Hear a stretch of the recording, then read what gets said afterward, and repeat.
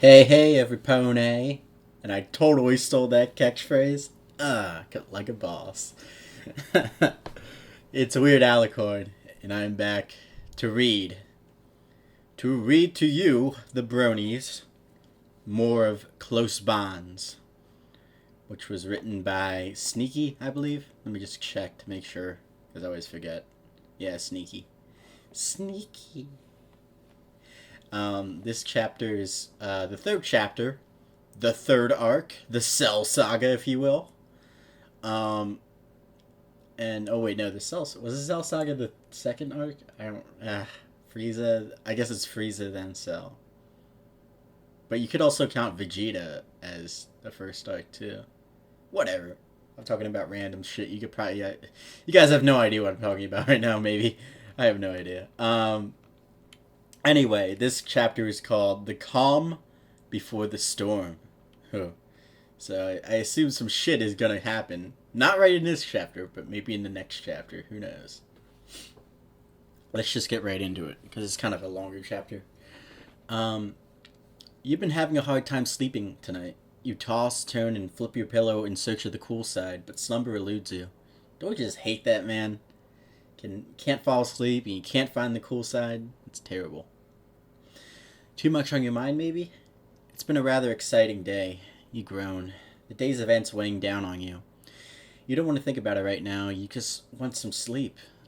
Suddenly, the sound of soft plodding on tile clears your head and echoes about the dark recesses of your mind. The dark recesses of your mind. This is like some Lovecraftian shit right here. His eyes were the color of death. What does that mean? Uh, those hoof steps, they can only be one pony. The rapist pony. The plodding makes its way up to your bed. Your eyes are closed, but you can hear a rump touch the ground just in front of you. A soft whisper. Ivan? You don't respond. The voice takes the initiative to speak up, if only by a little bit. Ivan, you awake? You pretend to be asleep, curious as to what she'll do. The bed squeaks and you feel Rainbow Dash climb onto your mattress. Okay, now what? The covers lift slightly, letting in a bit of cool air. You peek one eye open and see Rainbow slide under the covers. You close your eyes shut when she turns back to you. She lets out a content sigh. A few minutes pass, and you realize why she let out a content sigh. Rainbow had just broken wind, and it smelled terrible in the room now. You were never going to get to sleep at this rate. I'm just fucking with you guys. A few minutes pass. You think she's gone to sleep until you feel something soft press itself against you. Ugh. Daring to peek one eye open, you see that the little cyan Pegasus is snuggling against your bare chest. You realize that the only thing you're wearing right now is boxers. If you were to become aroused, needless to say, the jig would be up. Hey, calm down. She's pressed her whole body against yours now. Her fur feels so good against your skin. Its soft, lavish feeling brings about a sense of comfort and warmth. Okay, you could probably fall asleep like this. I probably could too. That's fucking adorable. You wake up. No, you're awake, aren't you, Ivan? Her voice is flat, as if what you're doing has become extremely obvious. You allow your eyelids to open, dropping your facade, finding two lavender orbs staring back into your lavender. Hold up, lavender. Isn't her like?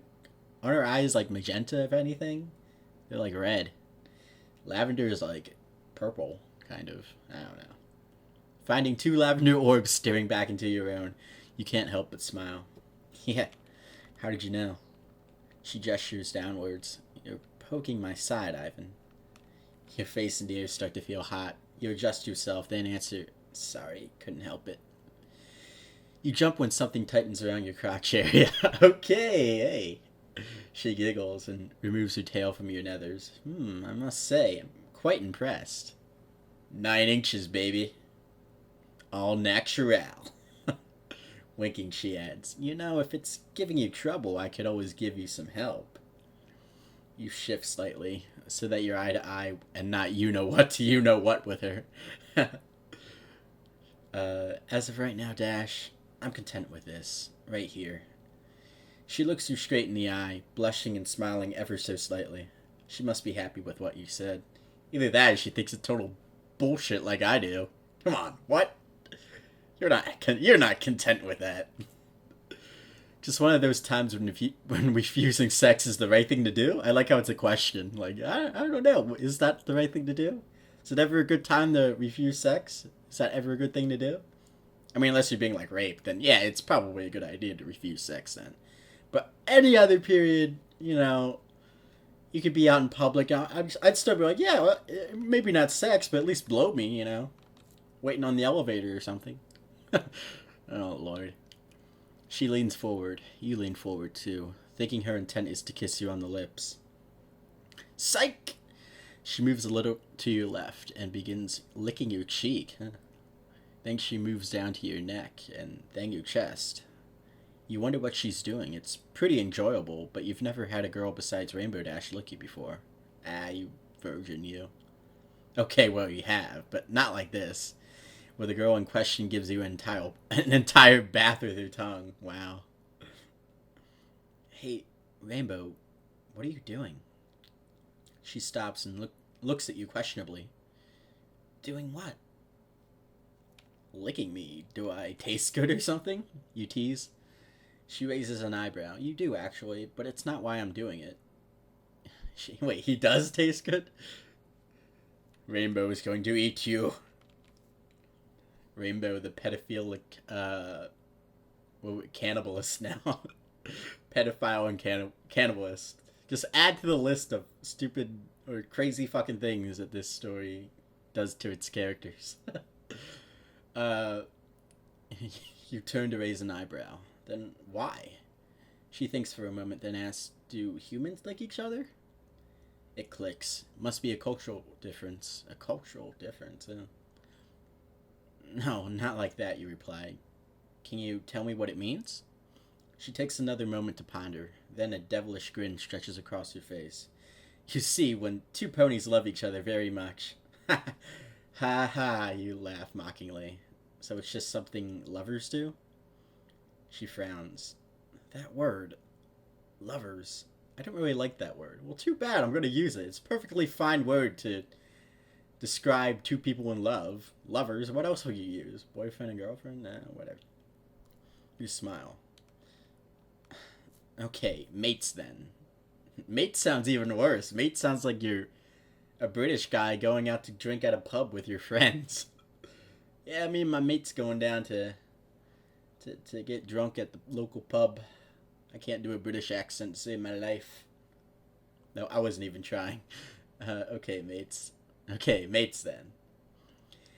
Mates lick each other when they're about to mate? She obviously doesn't like your choice of words, as do I, but says nothing about it. Kind of. It's more of an I enjoy your presence type of thing.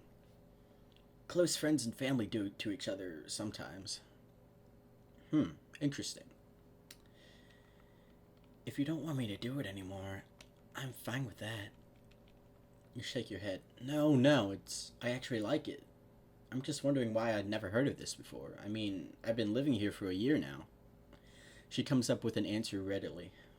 Well, it's only really close friends. The only pony I could see close enough to you to try that, besides me, is Fluttershy, and, well, you know how she is. You chuckle.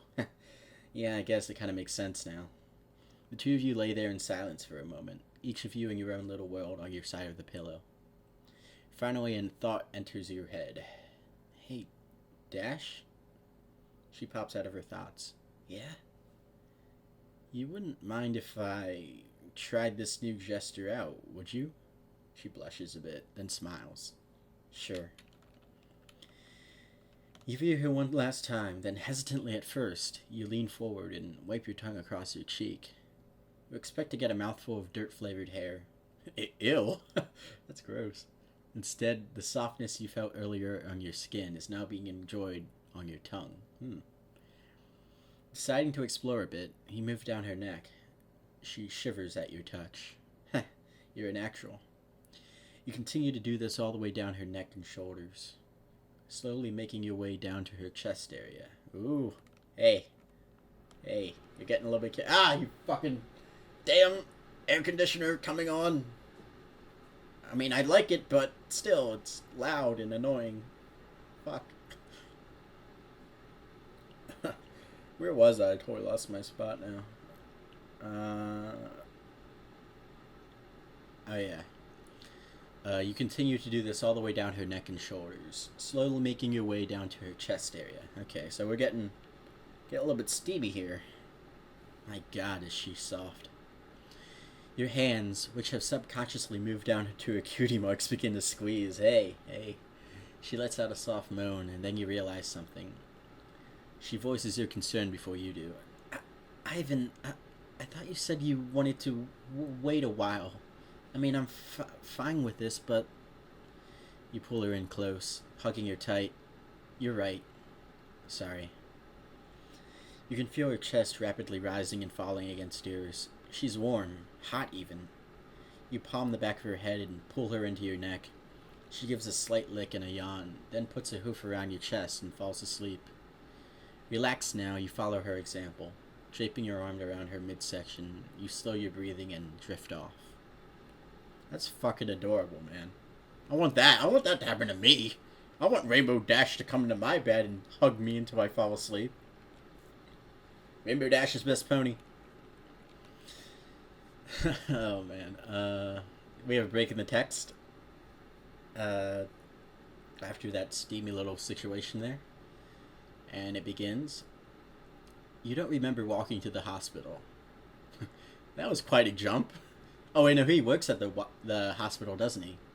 I think didn't he say that, like, earlier in the other chapter? He like, works there, whatever. You remember waking up to Rainbow Dash practically smothering you in her sleep. You remember prying her off your face, then taking a shower, eating breakfast, and picking at random scabs while reading the morning paper. But you don't remember walking here. Oh, well, not like it matters. Didn't they have a word for this thing back on Earth? Highway amnesia or something like that. I've never heard of it.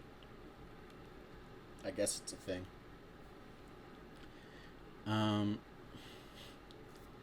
Alright. Enough dilly-dally. Adjusting your name tag, you venture forth through the entrance. And are met by the scent of overcleaned furniture and the wheezing of sick ponies in the morning. Oh well, at least you can't catch most of their diseases. Oh no. Wait, if he has sex with a Rainbow, could he, like, contract, like, pony AIDS or something? You know, like how, like, some guy supposedly had sex with a monkey, and that's why we have AIDS or something? I don't even know if that's true. I'm rambling. Whatever. Wait. Something's off. Hey, Ivy! Oh, that's right. You approach the reception counter, doing your signature put the elbows on the desk move. You're a few seconds late with that greeting, Cream. I almost thought you forgot. Cream? Who's Cream? Forgot? Please, Ivan, it's like you don't even know me. She waves her hoof and ends up accidentally knocking down a stack of papers in the cabinet above. Smooth, you comment, observing the mare scrambling to pick up the papers. Maybe your age is catching up with you, you tease, smirking. How old is she? The cream pink unicorn flips her ponytail and quickly retaliates. Oh, in case you didn't know, I'm turning 24 next week. So obviously it was just a fucking joke. Okay. Okay. Oh, good. So you'll be getting the senior citizen discount soon. Do ponies have AARP? I want to know that. That needs to be in a fic now. Make it happen. Coming back up to eye level with the papers neatly stacked, she smiles, feigning anger, but unable to hold back a grin. Ivy, if I'm a senior, you're dead. You're older than me, in case you've forgotten. Hey, no he isn't. Ha! You chuckle nervously, scratching the back of your head. Yeah, so, happy birthday. You do anything special? Trying to change the subject? You lying son of a bitch? She rubs her chin, then shrugs. Well, besides being forced into a party by Pinkie Pie, got nothing. No special sun pony to take me out to eat or anything like that. You muss up her now messy pink and white mane and reassure her. Don't worry, you're a pretty mare. Some pony's bound to come along and sweep you off your feet. She shoves your hand away and fixes her hair. Feet? You facepalm. Ow, that hurt. Hooves. Sorry, sweep you off your hooves. She raises an eyebrow. Alrighty then. Shrugging, she busies herself with some papers. You better report to Lyra soon. Don't want her to think you're skipping work or anything, do you? You roll your eyes. Come on. At most, I'll be a minute late. Even for Lyra, that would be quite the assumption. She shakes her head. Yeah, Ivy, keep telling yourself that. As you walk past her towards the entrance, to the hallway entrance, you swipe her pen. That's a dick move. Eliciting a satisfying, hey! Catching a few curse words followed by the mentioning of your name, you smile. This Monday seems to be off to a good start. Okay. Yeah. I don't even know what day it is now. What day is it? It's a Wednesday, of course it is. That'd be cool if it was Monday as well. There was another break in the text. Oh yeah, but I just wanted to say that, like, whenever I see, like, what do you call it? Cursing, like ponies cursing and swearing, it just seems so, like, odd to me. I mean, I even have it in one of my fics where, like, Rainbow curses, but it's just, like, when you think about it, it seems so odd that, like, they would. I don't know why. Okay, so I guess this is Lyra speaking. Ivan, you're late! You groan. Lyra, please. My watch says 7:30. Well, mine says 7:31. And around here we... Hey, Lyra, shh! This looks like a little kid. You don't normally resort to... You don't normally resort to immature tactics like this. You're just a chicken. Cheep, cheep, cheep. Cheep, cheep. But when you do, it's always Dos Equis. I don't know. Okay. You don't normally resort to immature tactics like this, but when you do, it's always with Lyra.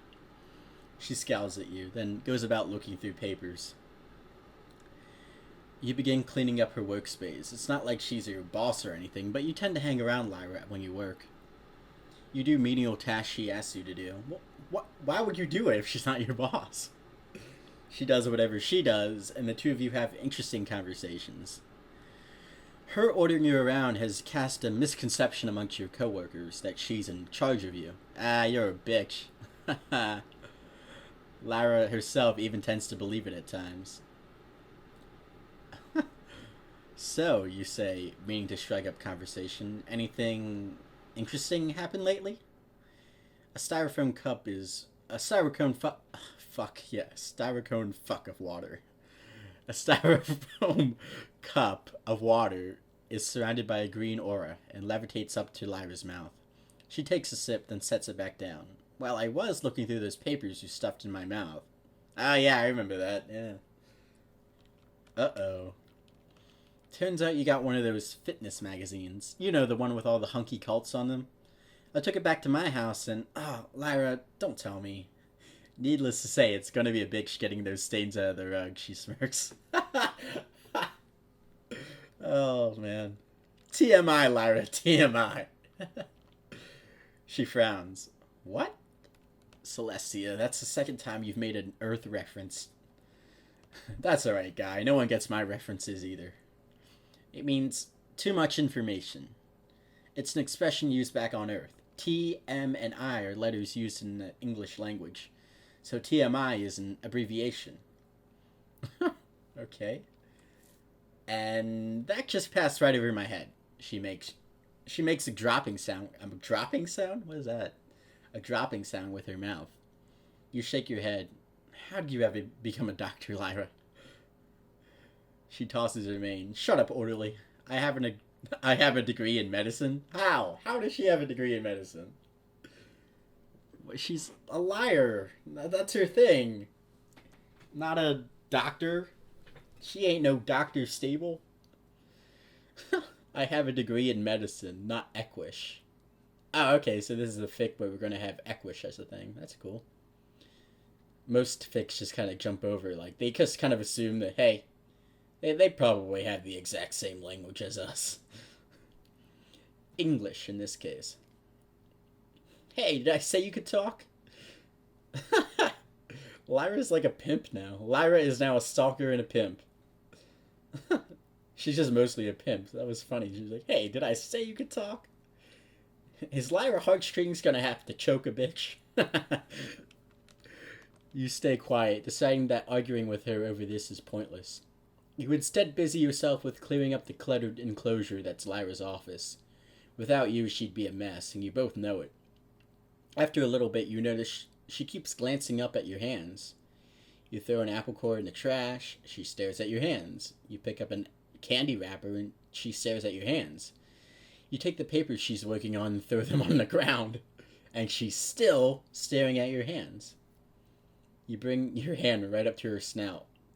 Pop! Okay. Ow, what the hell, you little bitch? You laugh, receiving a hoof to the shoulder. You didn't bop her very hard, just enough to snap her out of her hand-induced trance. She, however, probably left a black and blue bruise under your sleeve. I guess I deserve that. Oh, my lord. I've never actually read Anthropology, guys. I know, like, what kind of brony am I? I've never read Anthropology, but I'm pretty sure that's what that's referencing, right? That, like, Lyra is, like, in love with hands or humans, and I don't even know. Her cheeks go red, and she's giving you that same squinty-eyed look Rainbow does. Oh no, I'm not through with you yet. You're going to take care of last week's urine samples. Wait, what? You groan. Shit. She grins deviously. That's right, Ivan. You don't touch me. No, piss off. I see what you did there. What time am I running on? I should probably stop it here. That'll be because there's a break in the text here, so I'm just going to stop it here. I assume he goes off to, deal with the urine samples. Ugh, that's gross. So I'll see you guys next time I make another reading. I won't see you.